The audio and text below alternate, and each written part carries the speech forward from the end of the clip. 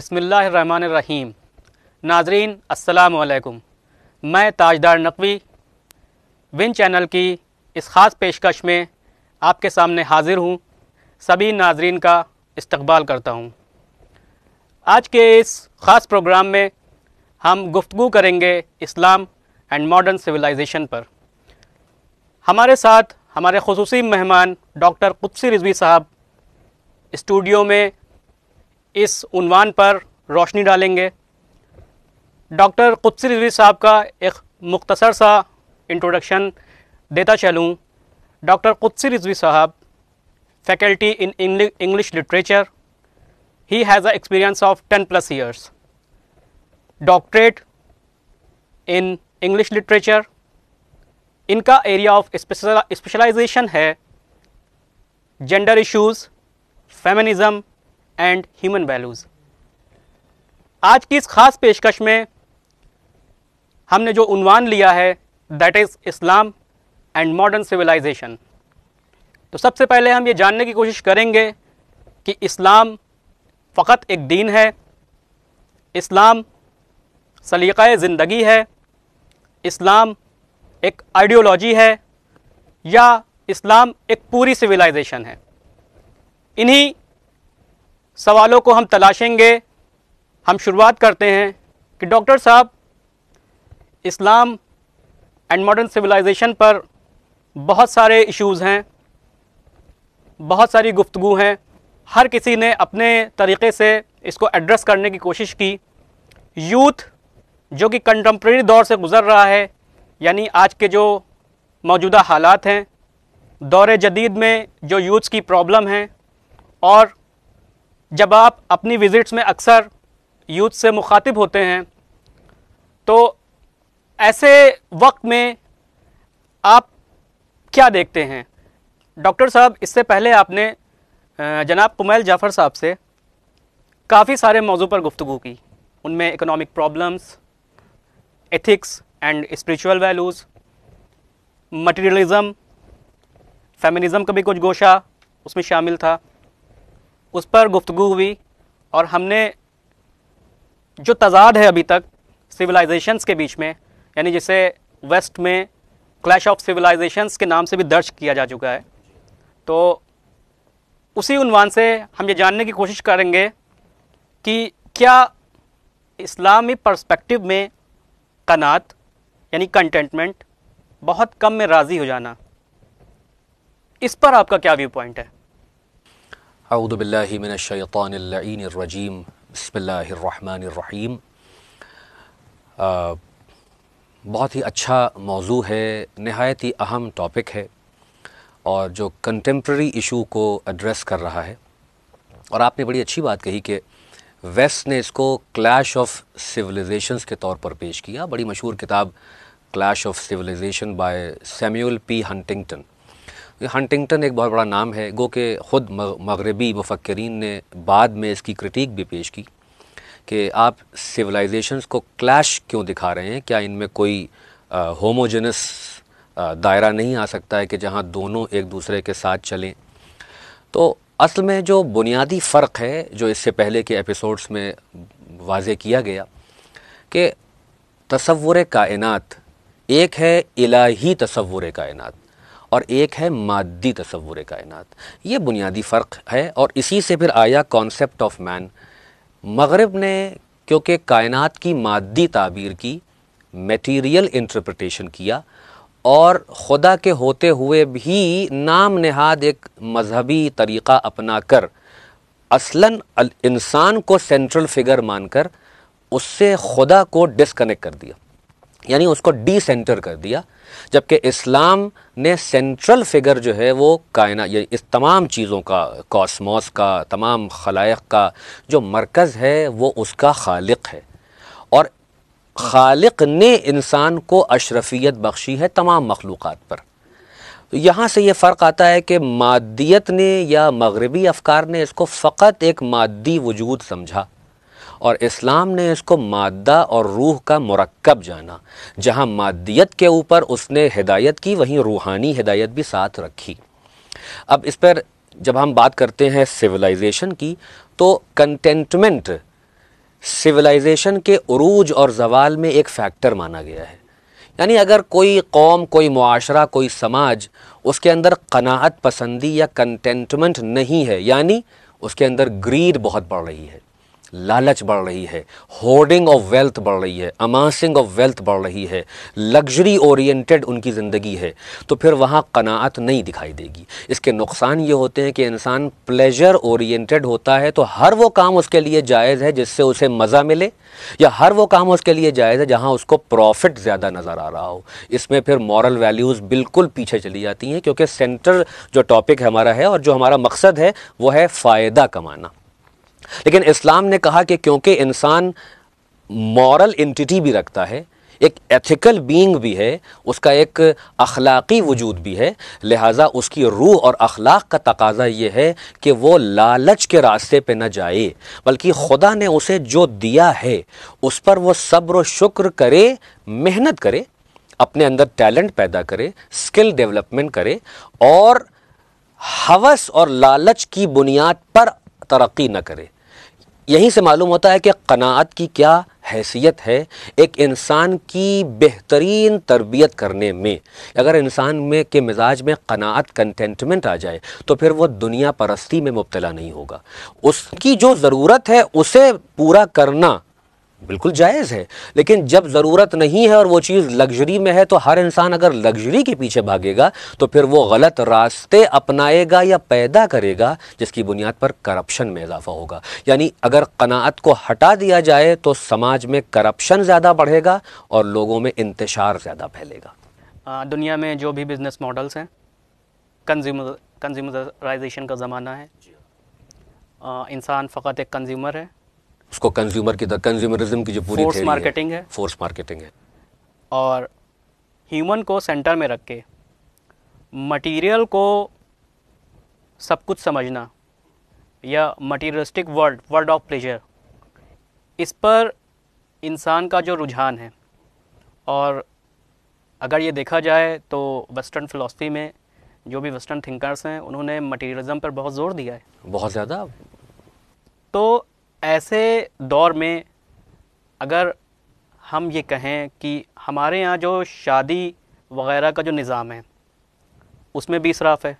جی ہاں. تو اسلامی نظریہ، جو اسلامی آئین ہے، جب شادی کی بات آتی ہے تو وہ قناعت کی بات بھی کرتا ہے. تو اگر ہم قناعت وہاں پر اپنا لیں تو اس سے بہت سارے مسائل معاشرے کے حل ہو سکتے ہیں. بہت اچھا رخ آپ نے اس پر آپ کا کیا اوپینین ہے؟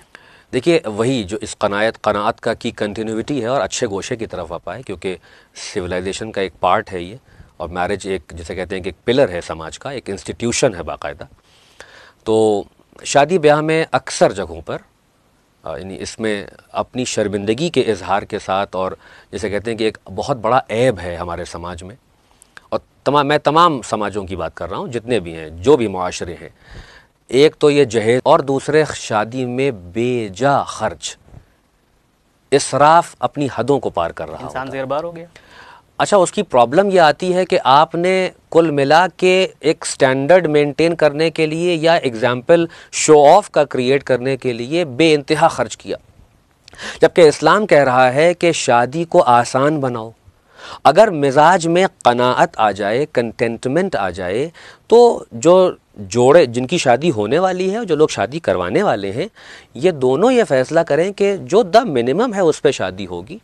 یعنی ہم نے 10 لاکھ اس بنیاد پر خرچ کر دیے کہ ہمارے یہاں فلاں آئیں گے تو کہیں یہ نہ کہیں کہ ہلکی ہو گئی. 75 طرح کے کھانے رکھ دیے جس میں سے اکثر ویسٹ ہو گیا. تو اسے جو ہے یہ اسراف، اس کو قرآن نے آپ کے ہاتھ پر پابندی لگائی کہ اصل یہ مال ہے خدا کا، اور آپ کو قدم قدم پر جواب دہ ہونا ہے، کیونکہ روحانی تربیت اصل میں ساتھ ہے آپ کے. یہ مطلب نہیں ہے کہ پیسہ ہے تو جتنا چاہے اور جیسے چاہے خرچ کر دو، بلکہ اسلام پیسہ کمانے کے اگر طریقے بتا رہا ہے جائز اور حلال، تو خرچ کرنے کے کا بھی سلیقہ اسلام سکھاتا ہے. لہذا شادی میں اگر قناعت پسندی آ جائے کہ ہمارے پاس جو جائز پیسہ ہے جو ہم خرچ کر سکتے ہیں وہ ہم، یعنی نہ کنجوسی آ جائے. کل میں نے ایک آیت کوٹ کی تھی کہ نہ اپنے ہاتھوں کو گردن سے باندھ لو، اور نہ اتنا آزاد چھوڑ دو کہ پھر تم ہی خود فقیر ہو جاؤ. دونوں میں اعتدال قائم کرنا جو روح عدل ہے وہ بنیاد ہے ہر شے کی. تو قناعت بھی جو ہے وہ عدل کی بنیاد پر ہے. ہمیں دوسروں کو دکھانے کے لیے شادی نہیں کرنا ہے. جو اگر ہم نے مہمانوں کو بلایا ہے تو جو ہم سے ممکن ہے جس میں ہم پریشان نہ ہونے پائیں اور زیربار نہ ہونے پائیں اس کی بنیاد پر ہم لوگوں کی خدمت بھی کریں گے. جن کی شادی ہوئی ہے ان کو بھی سپورٹ کریں گے کیونکہ ان کو نئی زندگی گزارنا ہے, اور کسی پر کسی طرح کا بوجھ نہیں آنے دیں گے. یہ جو اسپریچول ویلیو ہے یہ اگر آ جائے تو ہماری شادیوں میں جو بہت سی پرابلمز ہیں وہ دور ہو سکتی ہیں. آپ نے شادی کی بات کی. ازدواجی زندگی میں زوجہ پر اسلامی قوانین کے مطابق اس کے پیش نظر یہ واجب نہیں ہے کہ وہ گھر کا کام کرے. بے شک اس کو مجبور نہیں کیا جا سکتا, لیکن البتہ اگر وہ کرے ذمہ داری سمجھ کے تو اس سے گھر کے ماحول میں اور جو خوشنما ماحول فراہم ہوتا ہے اس میں کافی آسانی ہو جاتی ہے. بے شک. تو اس پر آپ کا کیا نظریہ ہے؟ یہ بڑے اچھا گوشہ ہے, اس لیے کہ آپ اگر مطالعہ کریں مختلف تہذیبوں کا, سویلائزیشنز کا, تو یہ بات آپ کو کہیں نظر نہیں آئے گی. اس لیے کہ عورت کو جو حقوق اسلام نے دیے ہیں اور عورت کو جو عظمت اسلام نے دی ہے وہ اور کہیں نظر نہیں آتی. بڑی ڈارک ایجز سے عورت گزری ہے, بڑی ہی یعنی آپریشن کی تاریخ ہے عورت کی. ایک ڈاؤن ٹراڈن کمیونٹی جس کو ہمیشہ ایک آبجیکٹ سمجھا گیا, جس کو ہمیشہ مارجن پہ رکھا گیا اور سینٹر پہ خود مرد رہا. یہ پورا جو ایک اینگل ہے, تو اس میں اسلام کہتا ہے کہ جس سے شادی کرنے جا رہے ہو اصلاً یہ فکر نہ آنے پائے کہ وہ نوکرانی لینے جا رہے ہو. آپ کوئی میڈ لینے نہیں جا رہے ہیں, نہ آپ اپنا برتن دھلوانے جا رہے ہیں. آپ ایک خاتون سے شادی کرنے جا رہے ہیں جو آپ جیسی ہے, جس کے برابر کے حقوق ہیں, جس کی اتنی ہی عزت ہے جو اپنے لیے آپ عزت سمجھتے ہیں اپنی, اور آپ اس گھر کو روشن کرنے جا رہے ہیں اس کے وجود سے. وہ رحمت ہے, اور اصل میں وہ آپ کے بچوں کی تربیت کے لیے آ رہی ہے, گھر کو خوشنما بنانے کے لیے آ رہی ہے, اور قرآن کے لیے لِتَسْكُنُوا إِلَيْهَا, تاکہ تم دونوں ایک دوسرے سے ٹرینکویلٹی حاصل کرو, سکون حاصل کرو, جو دنیا کی مادی چیزوں میں نہیں ملتا ہے. لہذا اسلام نے یہ نہیں کہا ہے کہ آپ عورت کو مجبور کریں کہ کھانا پکاؤ. اب یہ اس کی محبت ہے, اس کی فطرت میں ہے کہ وہ گھر کو صحیح بنائے گی, وہ خود کھانے کے لیے انٹرسٹڈ ہے, کوکنگ ہیبٹس ہوتی ہیں, خود انٹرسٹ ہے اس کا. لیکن اگر کوئی مرد کبھی کبھار کچن میں جا کے کچھ بنا لے تو یہ مردانگی کی شان کے خلاف نہیں ہے. اور ویسٹرن سویلائزیشن اس کا ایک ایگزامپل دے رہی ہے کہ بھئی وہ مرد جو ہیں وہ کوکس ہیں, شیفس ہیں, اور وہ گھر میں بڑے بہترین کھانے بنا رہے ہیں. تو اگر ہماری عورتیں یہ تقاضا کر لیں تو آپ کی یہ کسر شان نہیں ہے کہ میں مرد ہو کے برتن کیسے دھو دوں. یہ کہاں لکھا ہے کہ وہ برتن دھوئے؟ یہ اس کی محبت ہے کہ وہ گھر کے نظام کو درست کر رہی ہے اور آپ کو باہر کے نظام کو درست کرنا ہے. لہٰذا یہ مجبور نہیں کر سکتے ہیں. یہی بہترین نظام ہے کہ آپ اس کی اس بات کو اپریشیٹ کریں, اور اگر اپریسیشن اور محبت کا رشتہ ہو جائے تو پریشانیاں دور ہو جاتی ہیں. آپ نے خواتین کے حقوق کی بات کی, تو ایک ایکسٹیریئر ویو پوائنٹ ہے کہ اسلام میں عورتوں کو مردوں کے برابر حق نہیں دیے گئے ہیں. حالانکہ ہمیشہ سے یہ اسلام پر تہمت لگتی رہی ہے کہ اسلامی جو نظریہ ہے وہ عورتوں کے لیے پست ہے, وہ بیکورڈ طریقہ ہے, وہ آرتھوڈاکس ہے, وہاں پر آئسولیشن ہے. جہاں بھی پردے اور حجاب کی بات آتی ہے تو جو ایکسٹرنل ویو پوائنٹ ہے, ورلڈ ویو ہے, وہ ایک بیکورڈنس کی طرف ایک مینٹیلٹی ایسی سیٹ کی جا چکی ہے کہ جو مسلم خواتین ہیں وہ بیکورڈ ہیں, کیونکہ انہیں پردے میں ڈھال دیا گیا ہے, لہٰذا وہ کوئی کام آگے بڑھ کے نہیں کر سکتے. اسی کے برعکس آپ ویسٹرن سویلائزیشن میں دیکھیں, عورتوں کو حقوق دیے گئے ہیں. تقریباً پورا ایک باب ہے فیمنزم پر, جہاں پر رینیسنس کے بعد سب سے زیادہ بات اگر ہونا شروع ہوئی تو ایک ریولوشن آیا فیمنزم میں. تو ایک اینگل ویسٹرن سویلائزیشن کا یہ بھی ہے جو اس کا ڈاؤن سائڈ ہے کہ اشتہار میں عورتوں کا ہونا یعنی آبجیکٹو جیسا رخ. دوسرا اینگل یہ بھی ہے کہ کارپوریٹس میں, بورڈ آف مینجمنٹ تک میں عورتوں کو ان کے رائٹس دینا, اس پر بھی بات ہوتی ہے.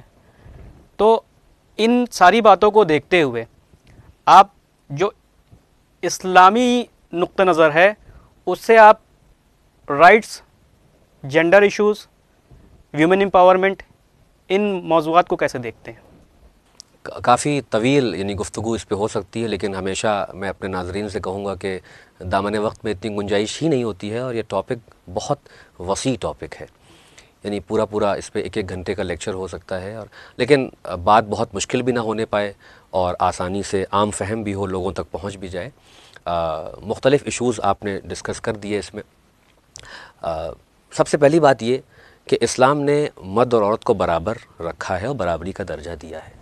یہ پروپیگنڈا ہے اور یہ ایک امیج کو خراب کرنا ہے، اس لیے کہ آپ کپڑوں سے یا بعض چیزوں کی بنیاد پر ایکوالٹی کو طے نہیں کرتے ہیں۔ اللہ نے دونوں کو فزیکلی ڈیفرنٹ پیدا کیا ہے، لیکن اس فزیکل ڈیفرنس کے بنیاد پر کسی کو ایک دوسرے کے اوپر فوقیت یا سپیریورٹی نہیں دی ہے۔ اگر کہیں ملتا ہے کہ الرجال قوامون علی النساء، مرد جو ہیں وہ عورتوں کے اوپر حاکم ہیں یعنی ان کے سرپرست ہیں، تو اس کا یہ مطلب نہیں ہے کہ عورتیں جو ہیں وہ ان کی غلام اور رعایا اور پیر کی جوتی ہو گئیں۔ یہ انٹرپریٹیشن آپ نے اپنے ذوق سے کر لیا۔ اصل میں قرآن یہ بتا رہا ہے کہ مرد کیونکہ باہر جاتا ہے اور اس کا یہ ڈیوٹی ہے کہ وہ کما کے گھر میں لائے، یعنی ہوم منسٹر عورت کو بنایا ہے اور باہر کے امور مرد کے حوالے کیے ہیں، کیونکہ سماج اور معاشرہ یہ پوری بحث ہے۔ بہرحال عورت کو برابر کے حقوق دیے ہیں، وہ انسان ہے، باعظمت ہے، اس کا شرف ہے، اس کی عزت ہے، اس کے پیر کے نیچے جنت رکھ دی ہے، اور اس کو برابر سے حق دیا ہے کہ وہ علم حاصل کرے، اپنے کو امپاور کرے نالج کے ذریعے، اپنے کو خوبصورت بنائے اخلاق کے ذریعے، اپنی روح کی تربیت کرے، عبادتوں میں برابر، جیسے وہ نماز پڑھ رہی ہے اس ویسے ہی آپ نماز پڑھ رہے ہیں، دونوں کا برابر کا ثواب ہے۔ پراپرٹی رائٹس ہیں، مختلف ایسی باتیں ہیں کہ جو کہیں عورتوں کے لیے نہیں ہیں۔ نہ عورت کو اسلام نے پیر کی جوتی سمجھا، نہ عورت کو اسلام نے نوکرانی بنایا، نہ عورت کو اسلام نے ایک آبجیکٹ بنا کے پیش کیا، کموڈٹی بنا کے پیش کیا، اس کو آبجیکٹیفائی نہیں کیا، بلکہ اس کا جو وجود ہے اس کو اور اچھا بنانے کے لیے کہا کہ اس کو حجاب میں رکھو، اس لیے کہ تمہارا وجود بہت مقدس ہے۔ تمہارا وجود ہر ایک کے لیے نہیں ہے کہ وہ اپنی شہوت کا نشانہ بنائے اسے۔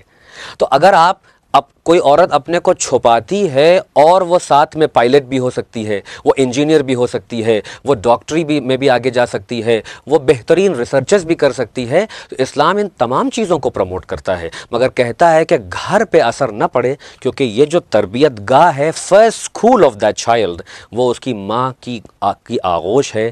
ماں کو بہترین تعلیم دو، ماں کو بہترین اخلاق دو، اس لڑکی کو بہترین سنوارو، اس کی تربیت کرو تاکہ نسلیں خراب نہ ہونے پائیں۔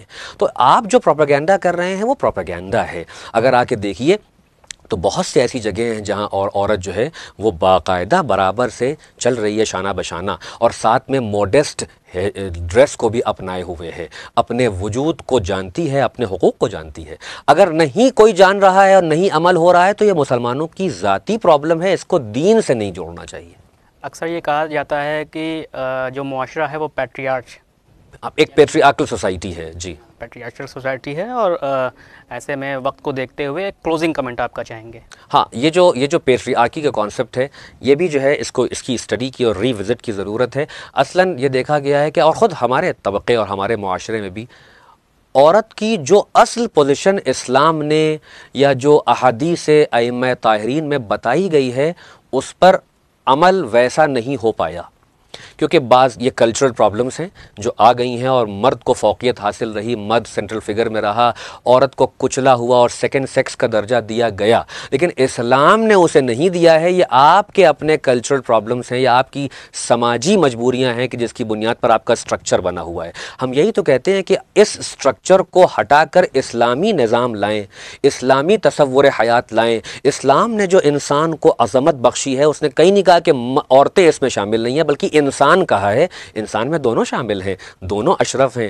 تو اسلامی جو کلچر ہے، اسلامی تہذیب ہے، اس کو دوبارہ پڑھنا چاہیے، اس کو ری وزٹ کرنا چاہیے، اور اسلام فقط زبان پہ نہ رہے بلکہ عمل سے بھی ظاہر ہو، تو یہ پرابلم سالو ہو جائیں گی۔ اچھا، جاتے جاتے جو زنت ہے، پیک ہے اسلام کا، اس پر بھی ایک اپنا اوپینین پیش کرتے چلیے کہ اسلام میں جب تعظیم کی بات آئی تو رسول اللہ جب جناب فاطمہ داخل ہوتی تھیں تو ان کی تعظیم میں کھڑے ہو جایا کرتے تھے، تو اس نقطہ نظر سے فیمنزم کو کیسے دیکھا جانا چاہیے؟